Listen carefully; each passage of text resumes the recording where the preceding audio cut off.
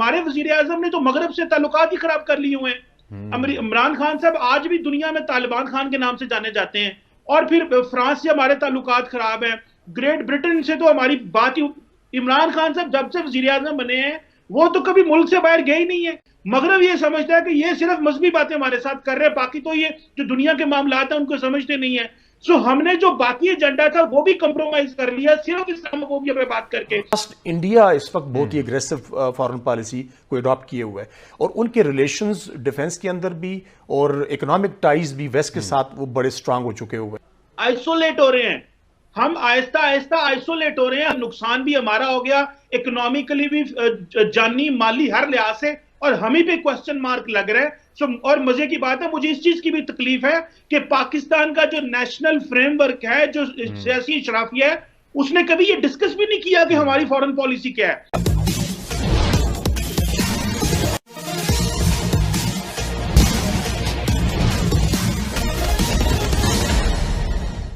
विश्व की राजनीति में विशेषकर जब से भारत के प्रधानमंत्री नरेंद्र मोदी ने प्रधानमंत्री का पदभार संभाला है, तब से भारत का कद दिनों दिन बढ़ रहा है। अब पाकिस्तान की मीडिया में यह चर्चा आम होने लगी है कि इमरान खान के बस की बात नहीं कि वह भारत के प्रधानमंत्री नरेंद्र मोदी की बराबरी कर सके। पहले से ही पाकिस्तान पर आतंकवादियों को संरक्षण और समर्थन देने का इल्जाम लगा ही था। ऊपर से यूनाइटेड नेशन में इस्लामोफोबिया का ढिंढोरा पीटकर इमरान खान ने रही सही कसर भी पूरी कर दी। इमरान खान को अब दुनिया में तालिबान खान के नाम से भी जाना जाता है।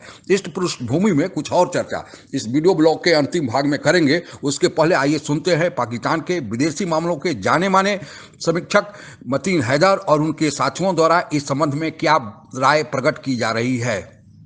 जी चीमा साहब, डोजियर पाकिस्तान ने पेश किया था, और ये जो अक़वाम मुत्तहिदा की मॉनिटरिंग कमेटी की रिपोर्ट है, यकीनी तौर पर पाकिस्तान के डोजियर की भी इंडोर्समेंट है।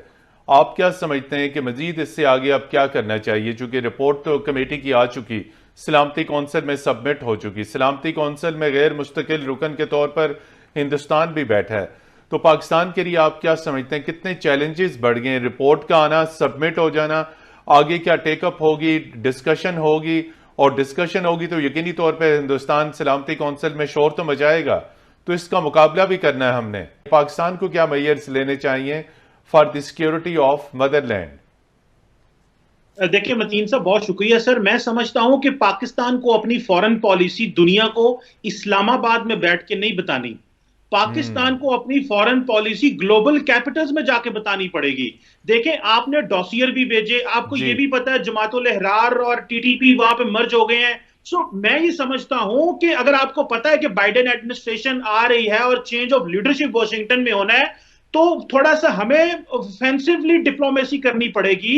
एम्बेसडर साहब इसकी तईद करेंगे कि हमें वॉशिंगटन में तो पहले जाके बैठ जाना चाहिए था। जब ट्रंप आया था तो उससे पहले इंडियन लॉबी जो है और अफगान लॉबी अमेरिका में बैठ के पाकिस्तान के खिलाफ थिंक टैंक्स में लिखवाती थी, रिपोर्टें बनवाती, शाया करवाती थी, अखबारों में आर्टिकल लिखवाते थे, ताकि व्हाइट हाउस को और नए स्टेट डिपार्टमेंट को इन्फ्लुएंस किया जा सके। और वही वजह हुई कि पहले एक साल तो मैं पता ही नहीं चला ट्रंप साहब करेंगे क्या। अभी देखें, हमने दहशतगर्दी की जंग जीती है मतीन हैदर साहब। दुनिया आज भी हमें कसूरवार ठहरा रही है। मैं नहीं समझता इसमें हमारी अफवाजे पाकिस्तान जिन्होंने कुर्बानियां दी हैं उनकी गलती है। ये पॉलिटिकल लीडरशिप का काम होता है कि वो किस तरह अपनी कुर्बानियों को पेश करता है और अपने इंटरेस्ट को प्रमोट करता है। अब हमें जो अफगानिस्तान में अभी recently national security advisor India के गए हैं वहां पे, और वो वहां पे जाके जो मिल के बातें कर रहे हैं अफगान लीडरशिप के साथ, वो कोई अच्छी बातें तो नहीं कही। उन्होंने तो यही कहा, अफगानी भी कहते हैं कि हमने इंडिया के साथ मिलकर दुश्मन को डिस्कस किया है। अब देखें, पाकिस्तान एक चीज में बहुत कमजोर है और वो है लॉबिंग। हमें यह लगता है कि शायद इस्लामाबाद में बैठ के और अपनी पार्लियामेंट और अपने मीडिया के सामने हम जो फॉरेन पॉलिसी बताएंगे ना, दुनिया, वॉशिंगटन, लंदन, पेरिस, न्यूयॉर्क, सबको पता चल जाएगा। भाई इस तरह पता नहीं चलता। थोड़ा सा आपको आपकी एक कोर ग्रुप होना चाहिए जिसका काम ही होना चाहिए कि वो दुनिया को जाके बताए कि इस वक्त पाकिस्तान ने पिछले 12 साल में क्या किया जो वेस्ट उसको रीड नहीं कर पा रहा। खुदारा हुकूमत पाकिस्तान को यह चाहिए कि ऑफेंसिवली अपने लोग लंदन, वॉशिंगटन, पेरिस, बर्लिन में जाके बिठा दें, जिनको फंडिंग करें, पैसा दें। मैं ये नहीं कह रहा प्रोपेगेंडा करें, लेकिन सिर्फ अपना मौकफ तो बताएं कि हमें मसला क्या और हमारे साथ हो क्या रहा है, ताकि बाइडेन एडमिनिस्ट्रेशन को भी अगले 4 साल इन्फ्लुएंस कर वो कुछ तरह की पॉलिसी ना बनाए हमारे खिलाफ। इन चीजों को थोड़ा देखना होगा। तो अब आपको वॉशिंगटन में करने की जरूरत है, लेकिन वॉशिंगटन में करने के लिए फिर वही पुराना मौजू आ जाता है कि हम लोग करेंगे कैसे। क्या हमें लॉबिस्ट रखने की जरूरत है, क्या हमें वहां अमेरिकन और पाकिस्तानी ओरिजिन जो हैं उन लोगों को ऑन बोर्ड लेने की जरूरत है, या हमको एक्सपर्ट्स वहां रखें जो कि उसकी जरूरत है। अगर आप देखें कि पाकिस्तान की जो व्यू पॉइंट है, जैसे कि चीमा साहब पहले फरमा रहे थे, किसी भी अखबार में, बैनुल अक़वामी अखबार में एज इट इज नहीं आता जो हम कहते हैं, ऐसे नहीं बनेगा। देखिए मतीन साहब, सबसे पहले तो हमने जो डॉसियर जमा कराए थे उनको फॉलो अप लें और बताएं कि उनको फॉलो अप क्या है। दुनिया अगर उसको सीरियस नहीं ले रही तो दुनिया और कितना सीरियस ले रही है, ये हम फॉलो अप लेंगे तो हमें पता चलेगा। आपने इतनी देखे फॉरेन मिनिस्टर साहब ने और DGISPR ने इंटरनेशनल मीडिया के सामने बातें की। मैंने इंडियन से जब पूछते हैं हम कि भाई बताएं आप, उन्होंने कहा जी जब रिपोर्ट आएगी देखेंगे, जब हमसे कोई पूछेगा तो फिर हम देखेंगे ना, हम बात करेंगे उस हवाले से। सो जो सीडीज गई, वो जो स्क्रिप्ट थे वो लोगों ने, डिप्लोमेटिक कम्युनिटी ने पढ़े हैं, यहाँ पे इस्लामाबाद में बैठ के भी पढ़े हैं, बाकी जो ग्लोबली भी पढ़े गए हैं। उसका फॉलो अप लें, फॉलो अप क्या है। और जो ये रिपोर्ट अभी जो UN की तरफ से आई है, ये जारी बात है कि आपको एक बहुत बड़ा इंसेंटिव देती है। और हमारा मौकफ तो, मुझे एक बात मेरा मौकफ ये है कि पाकिस्तान जब दुनिया में बाहर निकलना होता है, देखें अमेरिका में आपने ये कोई आप जब पॉलिसी बनाते हैं तो अमेरिका को डील करने के लिए कोई अमेरिका आज है कल नहीं है, ऐसे तो नहीं होना। अमेरिका तो यहीं पे है, तो अमेरिका के से तो आप अगले 50 साल भी डील करना है। बीजिंग पॉलिसीज भी उनके वही बड़े ममालिक है, उनके से तो पूरी जिंदगी डील करना है। तो उनके लिए लॉन्ग टर्म प्लान बनाए। हमारे वजीर आजम ने तो मगरब से ताल्लुकात ही खराब कर लिए हुए हैं। इमरान खान साहब आज भी दुनिया में तालिबान खान के नाम से जाने जाते हैं। और फिर फ्रांस से हमारे ताल्लुकात खराब हैं, ग्रेट ब्रिटेन से तो हमारी बात ही। इमरान खान साहब जब से वजीर आजम बने हैं वो तो कभी मुल्क से बाहर गए ही नहीं है, उन्होंने तो कभी अप्रोच ही नहीं किया कभी किसी को। और देखिए बाकी सेकंड ईयर लीडरशिप जो होती है उसकी लिमिटेशंस होती हैं, और ये इमरान खान का काम था। इमरान खान जाके UN में इस्लामोफोबिया पे बात कर रहे, मगरब ये समझता है कि ये सिर्फ मजहबी बातें हमारे साथ कर रहे हैं, बाकी तो ये जो दुनिया के मामलात हैं उनको समझते नहीं है। सो हमने जो बाकी एजेंडा था वो भी कंप्रोमाइज कर लिया सिर्फ इस्लामोफोबिया पे बात करके, वो कि बड़ा जेन्युइन मसला है। लेकिन दुनिया तो उसको समझती है कि जो काम, देखिए जब फ्रांस में हमले हुए थे तो सऊदी अरब ने बड़े बड़े पर्चे छापे थे और हमने पाकिस्तान में यहाँ पे मिठाइयां बांटी थी। सो हमें थोड़ा इनलाइन होना पड़ेगा जो दुनिया का जो इस वक्त सिस्टम है उसके साथ। सो मुझे ये लगता है कि फॉलो अप लेना चाहिए। अगर हम अच्छा फॉलो अप ले रहे हैं, जो हमारे साथ ज्यादतियां हो रही हैं वो दुनिया को बताएं। ये जो इंटरनेशनल कम्युनिटी के कुछ लोग यहाँ बैठे हैं, मीडिया के लोग बैठे हैं, उनको तो हम फीड कर रहे हैं, लेकिन उनके वापस जब जाता है ये रिपोर्ट बाहर जाती है तो वहां से क्या रिस्पॉन्स आ रहा है। सो मुझे तो इस चीज की फिक्र है कि मैं समझता हूं कि हम आइसोलेट हो रहे हैं, हम आहिस्ता आहिस्ता आइसोलेट हो रहे हैं। हमने दहशतगर्दी की जंग में सबसे ज्यादा सेक्रीफाइस भी किया, नुकसान भी हमारा हो गया, इकोनॉमिकली भी, जानी माली हर लिहाज से, और हमें पे क्वेश्चन मार्क लग रहा है।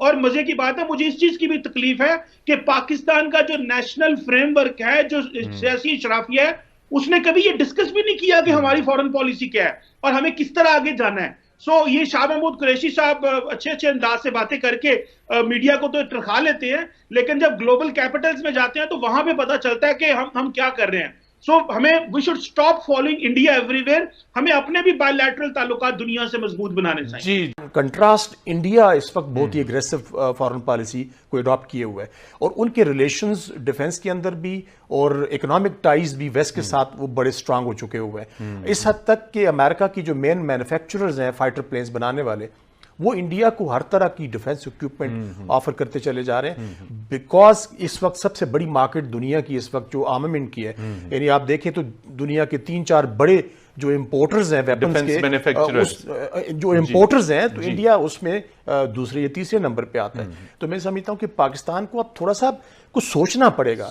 अगर आप हमेशा एक ही तरह की फॉरेन पॉलिसी या एक ही तरह की स्ट्रैटेजी के ऊपर चलेंगे, हम अब क्यों नहीं ये कह सकते कि अफगानिस्तान के अंदर जो सपोर्ट है बिकॉज ऑफ इंडिया है। इंडिया की इंटेलिजेंस एजेंसी वहां पे ऑपरेट कर रही है और वो in collaboration with the Afghan intelligence agencies in तमाम टेरर नेटवर्क्स को सपोर्ट प्रोवाइड कर रही है। इस दशक के अंत तक भारत अपने को एक प्रमुख आर्थिक ताकत के रूप में विश्व में स्थापित करने में सक्षम होगा। इस महामारी के कारण और चीन से सीमा पर चल रहे विवाद के कारण भारत के आर्थिक विकास की गति थोड़ी कम होने वाली है।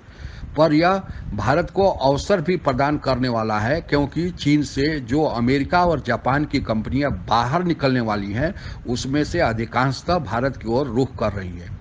चीन पर से हमारी निर्भरता भी घट रही है। इससे घरेलू उत्पाद में वृद्धि होगी जो आर्थिक विकास में मदद करेंगे। विश्व के देश भी चीन से अपनी निर्भरता कम कर रहे हैं और विकल्प के रूप में भारत को चुन रहे हैं। अब की कूटनीति केवल सामान्य कूटनीति नहीं होकर आर्थिक कूटनीति, इकोनॉमिक डिप्लोमेसी में तब्दील हो गई है। जब से मोदी सरकार आए हैं तब से अपनी कूटनीति में आर्थिक कूटनीति, इकोनॉमिक डिप्लोमेसी को प्रमुख स्थान दिया है, जिस कारण विश्व के देश भारत की ओर देख रहे हैं। दूसरी तरफ पाकिस्तान लगातार आर्थिक बदहाली की तरफ बढ़ रहा है। एक रिपोर्ट के अनुसार, जैसा कि स्क्रीन पर दिखाया जा रहा है, पाकिस्तान को अपने बजट का लगभग आधा 42% पिछले कर्ज की अदायगी के रूप में खर्च करना पड़ रहा है और इसमें उत्तरोत्तर वृद्धि होने की ही संभावना है। इसका मूल कारण है कि पाकिस्तान पर चरमपंथियों के समर्थन देने का इल्जाम लगा है, जिससे फॉरेन डायरेक्ट इन्वेस्टमेंट, बाहर की कोई भी कंपनियां पाकिस्तान में इन्वेस्ट करने नहीं आ रही है। केवल सीपेक चाइना ने इन्वेस्ट किया है और वो भी अधिकांशतः कर्ज है और वो भी महंगे दाम पर। अगर पाकिस्तान अपने पर लगे इस इल्जाम को हटा दे तो कोई कारण नहीं है कि पाकिस्तान की आर्थिक प्रगति भी बढ़ जाए, तेजी आ जाए और भारत से भी अच्छे रिश्ते बन जाए। हम केवल आज के डेट में यह कल्पना ही कर सकते हैं, आगे क्या होगा यह वक्त ही बतलाएगा। आप अगर हमसे जुड़ा रहना चाहते हैं तो मेरे चैनल को सब्सक्राइब करें तथा बेल आइकन भी दबा दें ताकि नए वीडियो की जानकारी आप तक पहुंच जाए। धन्यवाद। जय हिंद।